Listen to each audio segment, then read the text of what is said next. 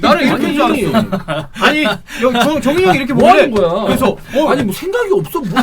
그래서 나도 모르게 공동대표 아니고 이거 종윤이 형 뭔 매니저였나 나 잠깐 아니 이쪽 보고 뭔 매니저래? 포체티노가 토트넘에서 이 좋은 성적을 낼 때만 하더라도 그 전에 에스파뇰, 소튼 다 괜찮았어요. 너 좋았죠. 사실 토트넘에서도 마지막에 좀 성적이 좋지는 않았지만 어떻게 본다면 최근에 몇 년간을 봤을 때는 가장 성공적인 토트넘에서의 어떤 시간을 보내지 않았나. 그렇죠. 라는 생각이. 네. 그리고 이제 뭐 토트넘 팬들은 좀 디테일하게 아무래도 토트넘을 보시니까 그분들은 이제 그런 얘기는 했어요. 이적 시장과 관련돼서는 이 포체티노 감독에 대한 평가를 좋게 하기는 쉽지 않다. 이런 얘기를 했지만 어쨌든 참결 갔었고. 그치. 근데 이제 점점 가면 갈수록 조금 이제 한계를 드러내면서 결과적으로는 이제 토트넘에서 물러나서 그 다음 이 둥지를 파리 생제르맹 쪽으로 틀었습니다. 갑자기 이제 클럽의 어떻게 보면 이 규모나 이런 게 확 커진 거죠. 선수단의 어떻게 보면 이름값, 퀄리티, 이런 게 확실히 올라갔고 포체티노 감독이 2021년 1월 2일에 파리 생제르맹 감독으로 부임을 했습니다. 그리고 23년 6월까지 1년 남았어요. 계약기간 1년 남았는데 부임 직후에 우승을 했습니다. 그러면서 이제 여기서 슈퍼컵에서 우승을 해서 이제 포체티노도 사실 뭐 저희가 말씀드렸듯이 토트넘으로 챔피언스리그 결승도 가봤고 그리고 리그에서 우승 경쟁도 해봤지만 결론적으로는 트로피가 없는 감독이었어요. 그죠. 근데 본인 커리어 사상 첫 번째 트로피를 파리 가자마자 들어올리는 데 성공을 했습니다. 물론 이런 트로피를 얘기하면 또 어떤 분들은 아우디컵을 얘기하시는 분들도 있지만 그거는 아우디컵 무시하냐? 아스날도 에미레이츠컵 있어. 그걸 얘기하진 않잖아. 그렇지 않나요? 그래서 이런 상태다. 그러면 우리가 그 얘기를 해봅시다. 포체티노 감독의 주원 형이 봤을 때 장점은 뭐라고 보십니까? 장점이요? 네. 토트넘이 간지 좀 꽤 돼가지고 좀 까먹었는데 포체티노의 장점? 사실 포체티노가 토트넘에 있었을 때 이 얘기를 자주 했던 것 같아. 약간 좀 점잖은 느낌? 인터뷰 같은 거 할 때도 그래도 막 뒷말 잘 안 나오고 말미에는 조금 짜증스러운 인터뷰를 좀 하긴 했는데 근데 그거는 성적이 안 나올 때는 모든 감독이 그래. 근데도 이 인터뷰나 이런 걸 했을 때도 좀 점잖은 느낌이 좀 있었어요. 네, 좀 기자들이 인터뷰해도 약간 미소로 약간 좀 화답하고 그런 감독도 별로 없거든요. 인터뷰할 때. 그래서 그런 어떤 그 부분들은 좋게 봤는데 네, 그렇습니다. 이게 사람이 확실히 기억이 중요한 게 포체티노가 굉장히 좋은 평가를 받을 때가 있었습니다. 그렇죠. 엄청나게 좋은 평가를 받을 때가 있었고 맨유 감독으로 포체티노를 잡아야 된다는 이야기가 나오고 있었어요. 맞아. 근데 지금 맨유 팬들이 터나 감독이 부임되기 전에 포체티노 얘기가 꽤 진지하게 오고 갔었다고 하잖아. 기겁하거든. 안 된다고. 터나 쪽으로 많이 좀 의견이 그래. 모아졌죠. 이 사람의 평가가 바뀌는 게 순식간이야. 순간. 네. 지금은 이런 장점이 좀 사라졌는데 저는 포체티노 한창 좋을 때는 되게 전술적으로 유연한 감독이라고 생각했습니다. 3백도 썼다가 혼용을 했던 시즌이 있어. 그러면서 맨시티랑 챔피언스리그 때도 저는 이 그러니까 포메이션 구성하고 전술 구성함에 있어서는 꽤 괜찮았다고 봤고 실제로 승리도 했죠. 그러면서 올라갔으니까 토트넘이. 근데 이제 그런 점을 따져봤을 때 과연 그때의 장점은 지금 어디로 갔느냐. 그리고 포체티노는 그러니까 뭐 이제 이런 말씀하시는 분들도 있거든요. 너무 선수빨 아니냐. 근데 저는 토트넘에서의 커리어를 선수빨로 얘기하기는 조금 아니라고 보는 건 어쨌든 그 토트넘의 코어라인이 됐었던 선수들은 포체티노 감독이 픽을 했습니다. 손흥민도 마찬가지고. 그래서 이 만드는데 시간이 꽤 걸렸었던 건 있어요. 본인 입맛에 맞는 선수들을 데려오고 이 팀을 구성하는 데 시간이 걸린 건 있지만 그래도 어쨌든 한 팀을 뭔가 체계적으로 잡아가는 데는 저는 나쁘지 않은 감독이라고 생각을 했는데 이게 파리 같은 경우는 이제 너무 진짜 별들 아니에요. 그 선수들은 뭐 네이마르, 음바페, 뭐 리오넬 메시도 이제 왔으니까. 근데 이 선수들을 컨트롤하기엔 약간 좀 그런 면에서는 좀 에메리 같지 않나. 에메리도 파리 때 좀 비슷했거든요. 안 좋았죠, 문제가. 완전히.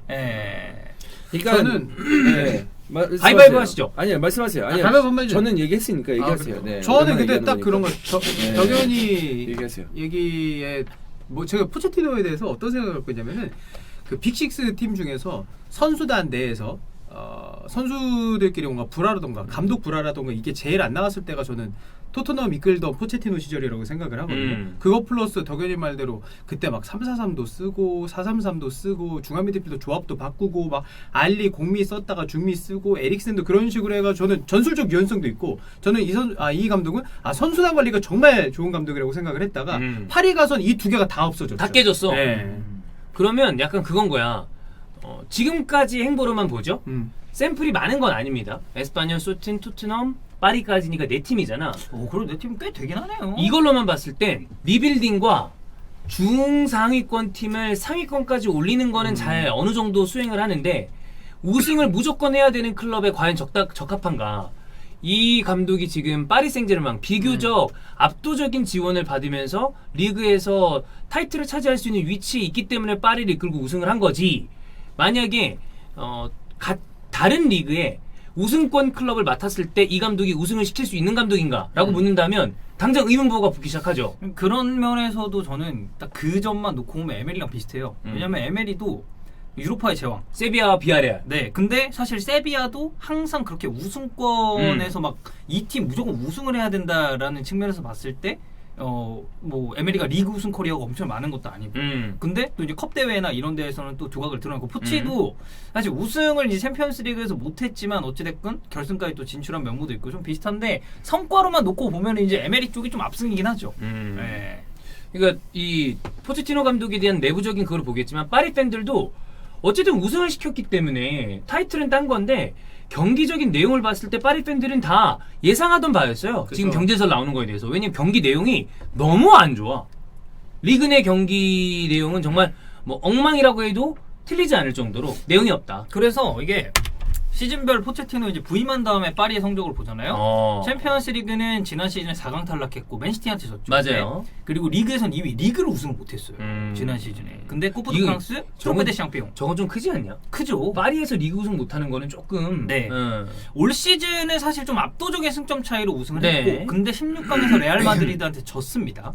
그리고 코프 드 프랑스는 니스한테 패배하면서 탈락하고 트로페 데 샹피옹은 또 릴한테 지면서 준우승을 했어요. 이것만 봐도 컵 대회는 전원 탈락이야. 그러니까 결국에는 리그 우승 하나. 근데 파리가 사실 리그 우승을 했을 때 이 정도면 우리 올 시즌 아주 좋아 이렇게 얘기할 수 있는 클럽도 아니고. 누가 그렇게 해? 네. 아무도 그렇게 얘기하지 않죠.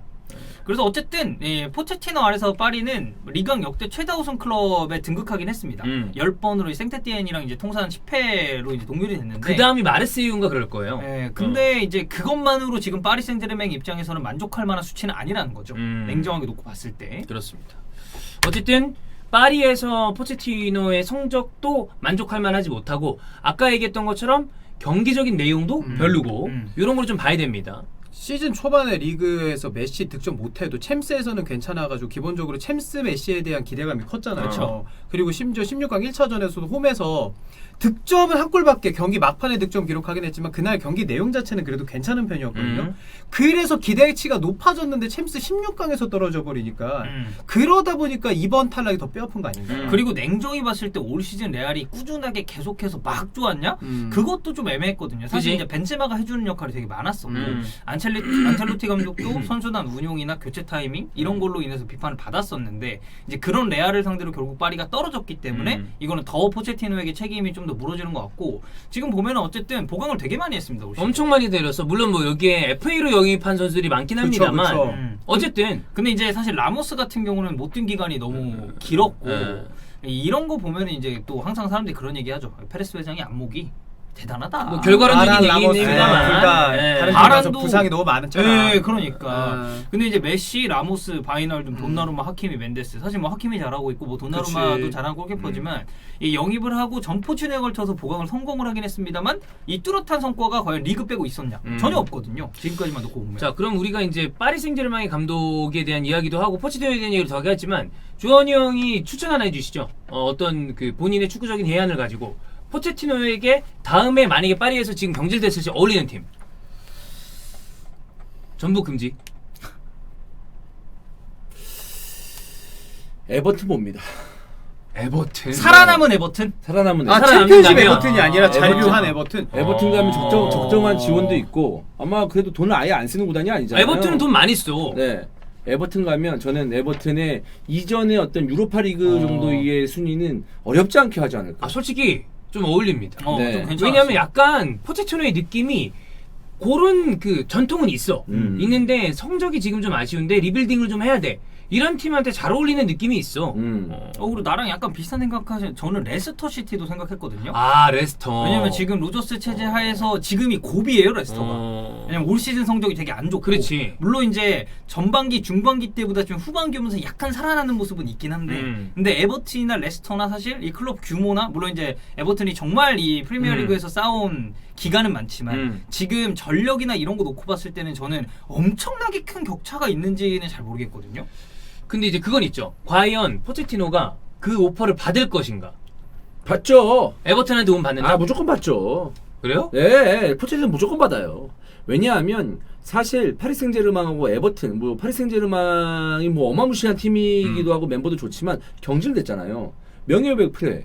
명예회복을 하는 데 있어서 에버튼 정도면 우리가 에버튼의 그동안 그 보여준 면면을 본다면 상위권이란 말이야. 어떻게 본다면 상위권에 중상위권 가까운 팀이지. 상위권에 네. 가까운 팀이야. 그러면 너무 하위권 팀에 가는 것보다 에버튼 정도면 굉장히 적절한 팀이죠. 네. 약간 더 기다려보지 않을까? 아니야.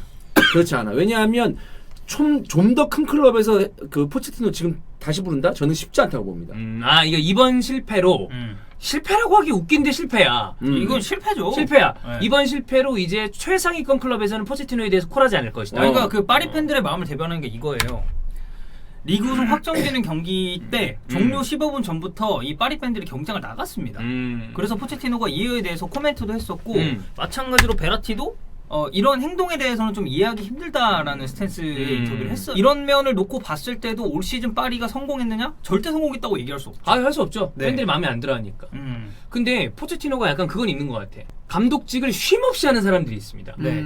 무리뉴도 계속 그렇죠. 받았잖아. 조금 텀 이번에 근데 있었지만. 약간 텀을 살짝 두는 편이더라고. 그러면 만약에 에버튼이 살아남아서 근데 램파드를 바로 날리진 않을 거 아니야. 그러겠죠. 만약에 살아남는다. 아니, 그러니까 뭐 에버튼의 레스터나 아, 그 정도 팀의 어떤 그 상황. 그렇죠. 그 정도면 될 것이다. 저는 그래서 그 형이 딱 말한 그거 같아요. 만약에 에버튼 진짜 괜찮은 것 같고 저도 딱 괜찮은 게 에버튼, 뉴캐슬, 레스터 코어 라인이 어느 정도 있고 보강해야 될 포지션이 딱 보이는 데가 저는 포체티노가 잘할 수 있는 팀이라고 생각을 하는데 지금 당장 새 시즌부터 가기보다는 그 팀들 중에서 무너지는 팀에서 포체티노를 1순위를 찾을만 하잖아요. 차라리 그때 가는 게 낫지 않을까. 이게 지금의 에버튼이라면 못 가죠. 근데 새 시즌의 에버튼, 살아남은 에버튼이면 간다고 보는 겁니다. 그러니까 그 뭐 어제부터 에버튼에 대한 굉장한 애착을 좀 보여주고 아, 그럼요. 있습니다. 예. 저는- 에버튼 팬들 지금 오열 중 아닙니까? 네, 에버튼 뭐 레스터 뭐 좋은데 제가 아까 글을 하나 봤어요. 무슨 야, 글? 어떡하냐. 에버튼에 이스타 묻었다. 춤에 묻었다. 우리 다. 근데 그 포체티노가 지금 상황에서 만약에 좀 시간을 텀을 둔다? 그러면 쉽지 않아요. 그러면 네. 자, 감독이 입구 없고를 떠나서 뉴캐슬은 어떻습니까? 뉴캐슬도 나쁘지 않죠. 뉴캐슬과 에버튼 둘 중에 뉴캐슬 아까 이제 버드포블 쪽에서 굉장히 또 애착을 드러냈잖아. 네, 에디아우가 있잖아요, 근데. 아니 그러니까 둘 다 감독이 입구 없고를 떠나서 그러면은 뉴캐슬이 나요, 에버튼이 나요? 뉴캐슬. 뉴캐슬. 나도 새로운데 한번 가야죠. 아. 저도 그래요. 거의 그래? 거의 새로운 팀이랑 다름이 없거든요. 그렇지. 뉴캐슬은. 그리고 새롭게 재건해야 되는 팀이고. 네. 그치. 그런 리빌딩 작업에 있어서는 포체티노가 할 수 있는 역할이 많지 않을까. 그렇지. 네. 그런 것도 잘하는 편이긴 하지. 어.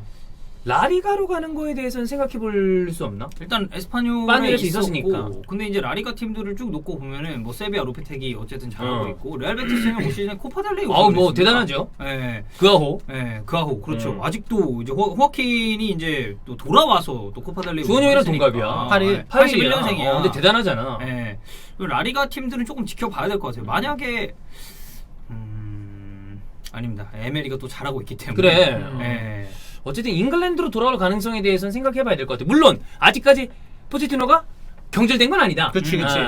근데 이제 파리에서의 포체티노를 좀 보면 지난 10년간 파리 생제르맹의 XG 값이 하락선을 그린 유일한 감독입니다. 와. 저 수치가 지금 눈에 확 보이죠? 음. 그러니까 오락가락하고 이제 올라갔다 내려갔다 이렇게 약간 잔잔바리로 가다가 지금 뚝 떨어졌어요. 그러니까 이런 거 놓고 봐도 확실히 이런 선수단을 구성하는 데 있어서 그리고 전술적으로 뭐 공격적인 부분도 마찬가지고 이게 결국에는 이제 공격진의 시너지를 살리는 것 역시도 감독의 역량인데 이제 그런 부분에 있어서 포체티노는 뭐 좀 모자란 모습을 보였고 선수단 장악 솔직히 성공했다고 볼 수 없고 그리고 파벌렉이 중간에 한번 나왔죠, 있었죠. 한번. 그리고 전술 이거 색채 없다. 이거 그 저희 자료 보내주시는 파리쿵님도 이 부분에 대해서 되게 얘기를 많이 했고요. 파리 팬들이 그걸 제일 마음에 안 들어요. 네. 전술적인 색채가 아무것도 없다. 그래서 결국 이게 어떻게 귀결되냐? 선수 개인 기량에 의존할 수밖에 없다. 예, 이런 결론을 저희가 내릴 수밖에 없습니다. 지금 상황은. 맞아. 좀 그건 것 같아. 압박에 대한 어떤 그런 거나 중원에 활동량 많은 선수 넣어놓고 공격 부분은 그냥 개인한테 알아서 해. 약간 이런 느낌이 있어. 네, 맞아요. 예, 그래서 이제 포체티노가 만약에 경질이 된다면 지금 리그왕에서 최고 연봉을 받고 있습니다. 유럽 전체로 따질 때 6위 정도라고 하는데 이게 사단한테 지급해야 되는 게 270억 정도. 근데 포체티노 개인에게만 한 200억 정도를 줘야 되니까 이 점에 있어서도 사실 파리는 물론 돈이 많은 클럽인 건 알지만 부담은 부담이죠. 자, 그 두 분한테 묻겠습니다. 예. 우리가 두 분을 잘라요. 아 저랑 덕현이? 나 몇 순간 분이서? 나랑 주원이 형인 줄 알았어. 이렇게랑 이렇게 왜 잘라? 나는 이렇게 줄 알았어. 아니 정인 형이 이렇게 뭐 보길래 하는 거야? 그래서 아니 뭐 생각이 없어. 뭐 그래서 나도 모르게 공동대표 아니고 이거 종윤이 형 원맨에서였나? 나 잠깐 아니 이쪽 보고 아니 이쪽 보고서 자른다고 하니까 나는 순간 덕현이도 나 쳐다보길래 주원이 형 나랑 형이랑 앉아있는 잘리는 줄 이렇게 알았어. 아니 뭐 이렇게 어이없는 얘기를 하고 있어. 그 우리 엊그저께 나가 이 씨, 네. 귀에다, 그 약간 엊그제 이거. 대체 불가자원 얘기하는데 그럼 추면은요 이거 물어본 사람이랑 똑같은 거 아니야. 네. 어쨌든 위약금 네, 요 정도고 이제 차기 감독 후보는 이제 콘테 얘기는 저희가 또 한번 영상에서 다뤘고 근데 다뤘고 가능성이 극히 떨어진다고 보이고요. 네, 이제 지단 쪽이 이제 지금 무적 상태인데 지단은 이제 프랑스 국가대표팀 얘기가 꽤 많았죠. 그렇죠. 근데 이제 사실 지금 데시앙이 어떻게 될지가 몰라요. 그러니까 지금 만약에 프랑스 국가대표팀 감독이 공석이 될 가능성이 매우 높다든지 아니면 공석이다? 그럼 지단이 가겠죠. 거기로. 근데 지금 그런 상황이 또 아니다 보니까 파리에서는 지단이랑 컨테 간지가 그리고 지단에게서 좀 뭐라고 해야 되죠? 애정을 드러냈다 해야 되나? 그러니까 우리는 지단을 원한다라고 약간 언론 쪽에서 나온 것도 기간이 꽤 돼요. 네. 근데 여기에 이제 몇몇 분들이 그 벵거 얘기가 나왔는데 그거는 저는 가능성이 좀 떨어진다고 봐서 아예 넣지 않았고 사실 제가 봐도 이 가장 파리 입장에서 제일 선택해야 될 사람, 구술해야 될 사람이 이 지단 감독이 지금 어쨌든 월드컵이 이 11월에 있는 마당에 그치. 프랑스 협회에서 데시앙을 지금 날릴 수는 없어. 그렇잖아. 그치. 그러면 그 사이까지 뭐 지단이 이때 끝나고 데시앙이 나가기만을 고사를 지내고 있지는 않을 거 아니야. 그렇죠. 그럼 이 타이밍에 우리가 이러이러한 플랜을 가지고 있으니까 데려와서 우리가 못다 이룬 챔스 대업을 좀 3연패한 감독 아니야. 챔스 3연패한 감독이 얼마 없어요. 유베가 호날두를 왜 데려왔죠? 챔피언스리그 때문에 데려왔습니다. 그랬지. 파리 생제르맹 지금 제일 필요한 거 비기어예요. 챔스야. 그러면 지단만한 일물이 있나? 없지. 콘테 유럽 대항전 성적 안 좋습니다. 사실 되게 안 좋아요. 네. 유벤투스 있을 때도 유럽 대항전 성적은 안 좋았어. 그때 8강인가가 아마 최고 성적이었을 인테르 거예요. 때 말하지 않겠습니다. 찬우 형이 콘테 이런 적도 많아요. 맞아요. 지금 와서 콘버지 노래 부른 것만 남아 있어서 그렇지 콘테한테 못 나박았단 말이야. 그렇죠. 그리고 사실 뭐 이미 이전 뭐 컨텐츠에서도 얘기를 했지만 콘테 감독 지금 전술적인 어떤 그 경직된 거나 교체 카드에 대한 얘기도 이 콘테의 토트넘 가면 언젠가 그 일 벌어진다라고 찬 형이 얘기를 자주 했었단 말이야. 야 누누는 씨 좀 빠져라. 무슨 누누야. 누누도 무적인데요. 이러고 있네. 뭐 개소리요. 파리 누누 어떤가요? 파리 누누 네. 될 소리냐? 지단을 그러면 누구를 데려와 준다 그러면 그 영입이 가능할까? 지단이 음바페 잔류. 나도 그게 하나인 것 같아. 네, 음바페 잔류. 그 정도 아니면 네. 이 사람 큰 그림 그리는 사람이거든. 함부로 안 움직여. 벤제마 영입. 지금 와서 할 수도 있지. 87년생. 호날두 영입은 아니고. 포그바도 나는 지금은 지단이 구미가 당길 선수는 그렇지. 아니라고 봐. 애매하죠. 음바페 잔류는 무조건인 것 같고 네. 음바페 그게 1순위지 않을까? 무조건? 음바페 잔류. 그거 말고는 생각이 안 근데 나네. 현실적으로 지금 음바페 잔류가 불가능에 가까운 일이라고 그치. 보이는데 물론 지속적으로 재계약을 위해서 엄청나게 빅 오퍼를 할 수 있다는 얘기가 나오긴 합니다만 거의 가는 쪽 아니야. 대형 공격수 영입. 근데 지금 대형 공격수가 음홀 빼고 있나요? 그리고 나는 솔직하게 제 개인적인 소신 발언 하나 하겠습니다. 아직 홀란드가 음바페 비견할 대형 공격수라고 저는 얘기하기에는 조금 부족한 게 있다고 봐요. 동일선상에 놓기 어렵다. 어렵죠. 월드컵 저는 민호인데. 좀 이 아직은 한두 레벨 차이 난다고 생각해요. 도르트문트에서 보여준 공격 포인트는 대단한데 나는 음바페만큼 지속적으로 유럽 무대나 이런 데서 검증받았냐? 난 그것까지는 아니라고 봐. 나이 차이도 있어요. 2살 차이 있어요. 둘이, 예. 그러니까 메시 호날두가 2살 차이 나는 거랑 비슷해. 네, 맞아요. 87, 85. 조현 형은 지금 파리에 갈 만한 감독 이 둘을 제외하면 생각나는 감독 있나요? 와 진짜 파리는 어떠한 감독이 와도 지금 성공한 적이 없기 때문에 녹이는 성배라서. 그래서 쉽지 않아. 네, 그래서 굉장히 어려워 보이는데 아 진짜 모르겠네요. 파리는 내가 봤을 때 신태용. 왜 선수단의 문제가 왜 계속 나오는지 잡음이 그게 좀 아쉽네요. 약간 그러니까 카리스마 있는 감독이 필요. 그런 것도 사실 지단이 제격이지. 지단? 카리스마 있는 감독이 가면 또 거기서 몇몇 선수들은 나는 어네피다. 그러면서 뭐 이적을 원한다. 뭐 이렇게 할 수도 있고. 워낙 특이해서 선수들이 제가 네이마르 다큐를 내가 다 봤거든요.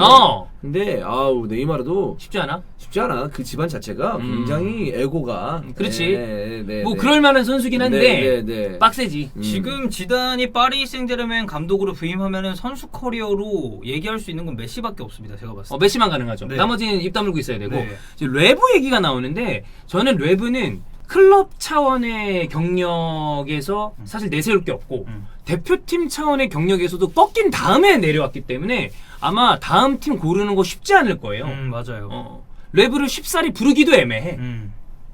지단밖에 없어. 그렇죠. 파리 입맛에 구미에 맞는 사람은 지단밖에 없는데 지단이 레블레로 갈 것인가 아니면 그걸 구워 삶아서 파리 쪽으로 땡길 것인가.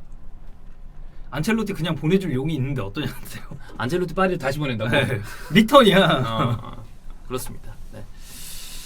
자, 뭐 그러면 요 정도 얘기를 하고 우린 WPT로 네. 넘어가도록 하겠습니다.